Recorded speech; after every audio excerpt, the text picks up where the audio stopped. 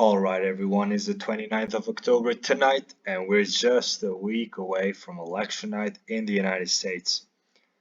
A lot has happened since my last video, but it remains a pretty tight race, at least according to the polls, and with just a few days left in the trail, I don't think this is going to substantially change from now on, so I think I could make a final prediction tonight. As for the candidates, they are doing everything within their power to wrap up support heading into the final stretch. It's truly the home stretch now. They're doing a lot of rallies, a lot of interviews, but I think it's pretty much done at this point.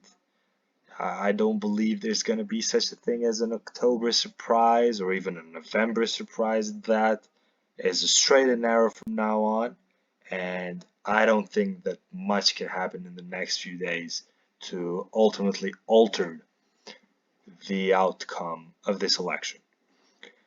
So, over the last few days, a number of final polls, mostly popular vote polls, have been released, some of which have been pretty favorable towards Trump, something we haven't been used to seeing as he always performs badly in the popular vote polls, that is. For instance, at this point in the 2020 and 2016 elections, he was trailing by 7 and 4.5 points respectively, but in the final result, of course, he managed to do better. This time around, though, according to the RCP average, he's actually leading in some of the polls, while the likes of New York Times and CNN have the race deadlocked. Some others have Trump leading by 1. Some polls have Harris leading by 1. And as for the swing states,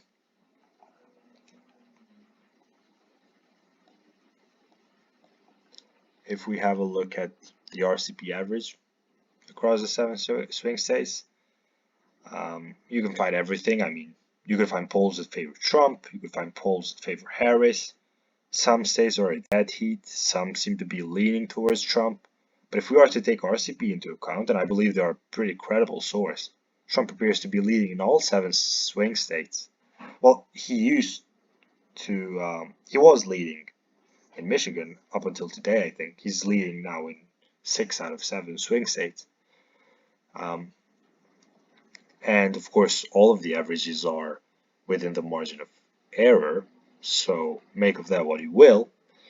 But he, at least in my opinion, is in a pretty good position to be in with 7 days to go. I'd rather be in Trump's position than in Harris's. He's just doing much better than he does historically. He always does badly. He performs very badly in the popular vote polls, but he's not. He's actually leading according to RCP. Now I know 538, for example, has Harris leading, but that lead has shrunk drastically over the last few days. So Trump, by all metrics and by the trends, I think he's got a chance. Maybe, and I think it's much better than a puncher's chance winning the popular vote. It would be a big shift from the 2020 election.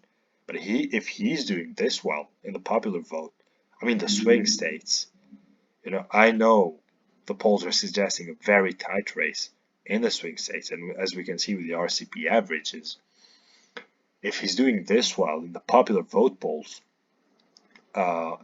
he's probably going to do very well in the swing states. I mean, that's a logical conclusion, I think, because he used to win the swing states by losing the popular vote. Now imagine if he wins the popular vote, I believe that he can wrap up some pretty convincing victories all across the board, across the swing states, across the 7 swing states actually. And as I said, I know the polls are suggesting a very tight race, but my intuition My gut feeling is that it won't be as tight as many people would like to think, especially Democrats. They're saying it's close, that they're not saying they're leading, because they know they're not leading, but they're trying to make people vote. They're trying to take people out of their homes and out of their couches and go out and vote. I know that, but it's a very difficult situation for the Democrats right now, and for Harris as well. And a video appeared, I think, came out last night, where she was chatting to those hot mic kind of things. She was chatting to Gretchen Whitmer, and she conceded that they're doing very poorly among men, even African American men, as Obama uh, confessed in a way a week or two ago. And as I said, again, my gut feeling is that it won't be as high as many people would like to think. Trump has historically been underestimated by the polls, and if the same thing occurs this year, he will win pretty convincingly. I mean, the polls could be right and the outcome turns out to be tight, or Harris manages to win, but I'm not excluding any of those options. But if I were to pick a winner today, I would, without doubt, pick Trump. I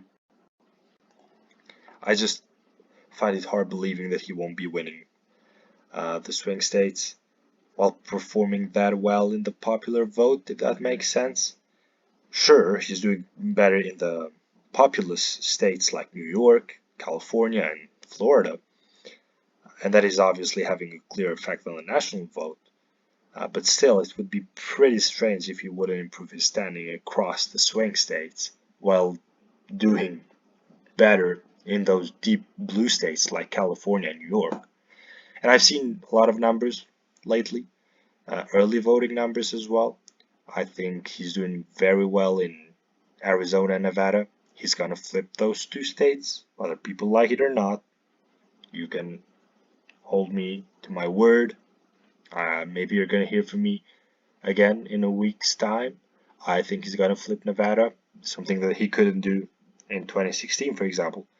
He's gonna win Nevada and Arizona.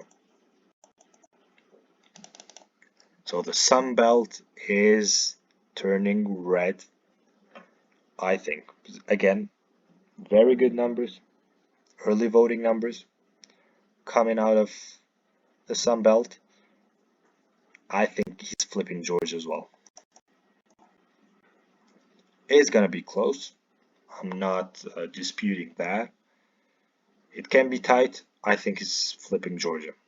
It's just not the 2020 energy and vibes and all that mobilization that took place 4 years ago. So I think Trump is winning. Flipping Georgia back, he won it by 5 points, I think, in 2016. He's gonna win it again, and that would put him at 252. Now North Carolina is very interesting because he won it both times against Clinton and against Biden.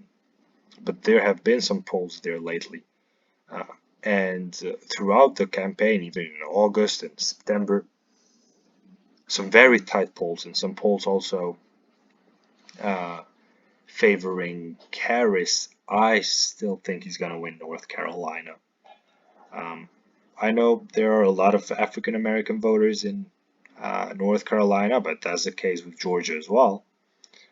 But I believe Trump, because he's already improving his standing even among African American voters, and especially men, I think he's going to win North Carolina again.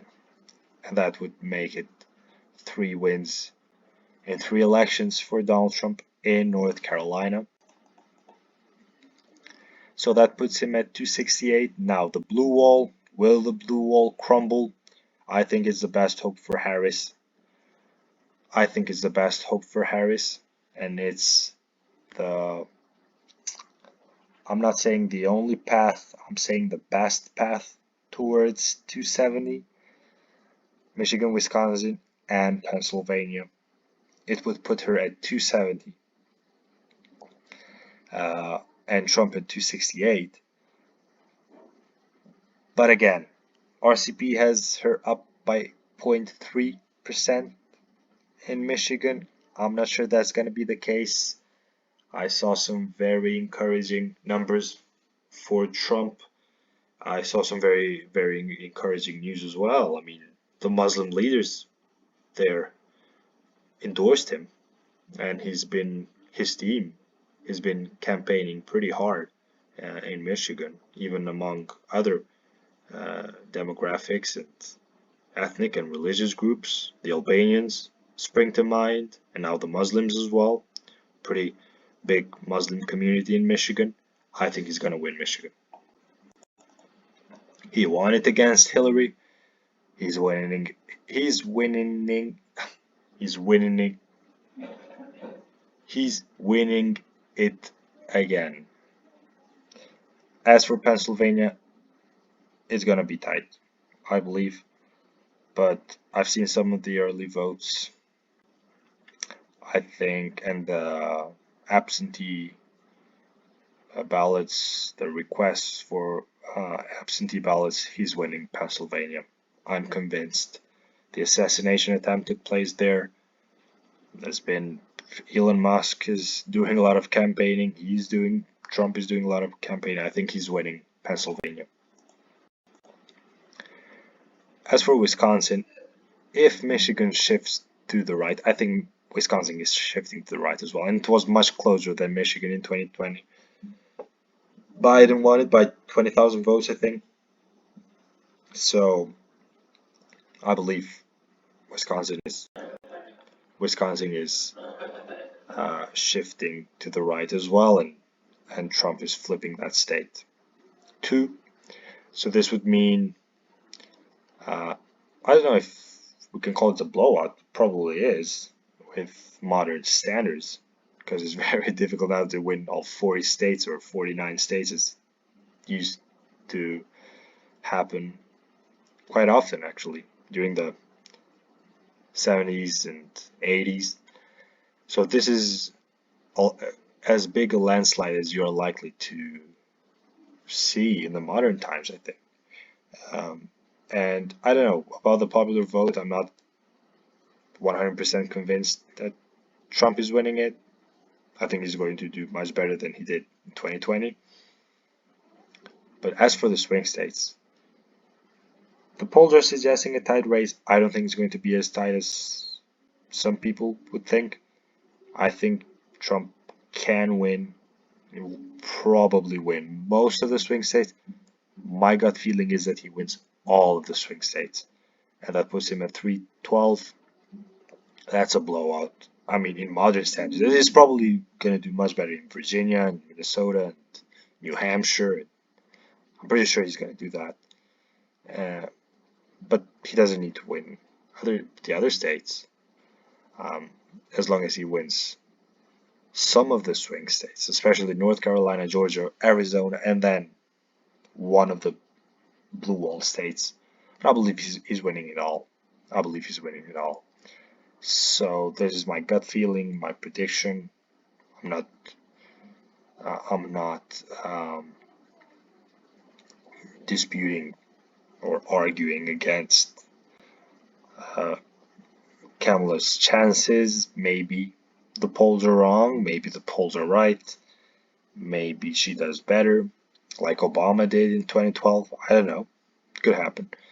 I'm just not convinced. So I'm very positive that Trump is winning the election. So take care, everyone, and maybe you'll hear from me again.